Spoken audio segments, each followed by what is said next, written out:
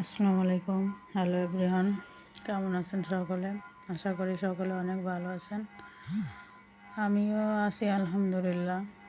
একটু অসুস্থ, মাথা যন্ত্রণা করতেছে।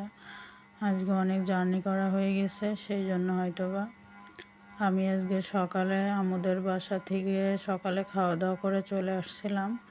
সেখান থেকে আমার ননদের বাসায় আসছিলাম। ননদের বাসায় আসার পরে দেখি যে ননদ মাংস রান্না করতেছে, তারই একটা ভিডিও ফুটেজ উঠাইছিলাম, সেটাই আপনাদের এখানে দেখালাম। এই যে ননদ মাংস রান্না করতেছে, মাংসটার কালারটা জোস হয়েছিল, খাইতেও অনেক টেস্ট হয়েছিল। তারপরে আমি এখান থেকে খাওয়া দাওয়া করে একটু রেস্ট নিয়েছিলাম, একটু ঘুমিয়ে পড়ছিলাম। বিকালের দিকে আবার আমি ওখান থেকে চলে আসছিলাম আমার শ্বশুর বাড়িতে। আমার বাড়ি যশোরে, সেটা তো আপনাদের বলা হয়নি। আমি যশোরের মেয়ে। কে কে যশোরের আছেন অবশ্যই আমাকে কমেন্ট করে জানাবেন। এই যে মাংসের ফাইনাল লুক, দেখতে অসম্ভব সুন্দর হয়েছে। তারপরে আমি খেতে বসছিলাম, আমার একটু ক্ষুধা লাগছিল, আমি খাইছিলাম এবং আমার ছেলেকে খাবার খাওয়াইছিলাম। খাওয়াইয়ে আমরা দুইজন একটু ঘুমোইছিলাম। ঘুমটুম পরে আমরা এই যে বাসার উদ্দেশ্যে বিকালের দিকে রওনা করছিলাম আমার ছেলেকে নিয়ে। আমি একসাথে এটা ইজি বাইকের ভিতর থেকে উঠাইছিলাম। তারপরে আমরা আসছিলাম। এই রোডটা কে কে চেনেন?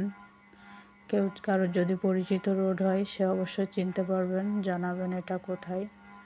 দেখি কেউ চিনতে পারেন কিনা, তাহলে বুঝতে পারবে যে আমার বাসাটা আসলে কোথায়।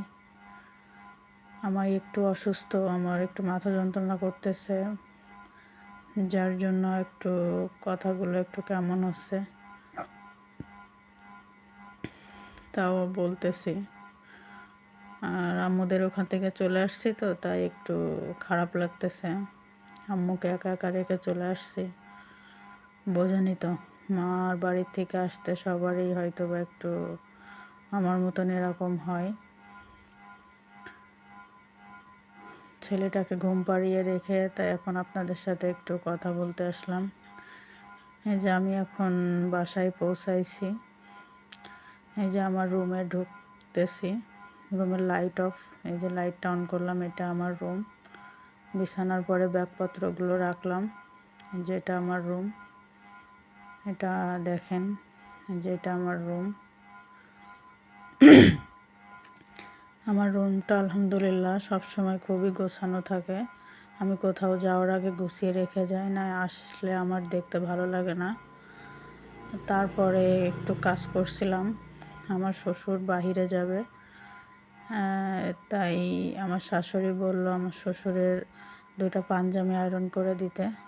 তাই আমি সে পাঞ্জাবি 2টা আয়রন করতে বসছিলাম।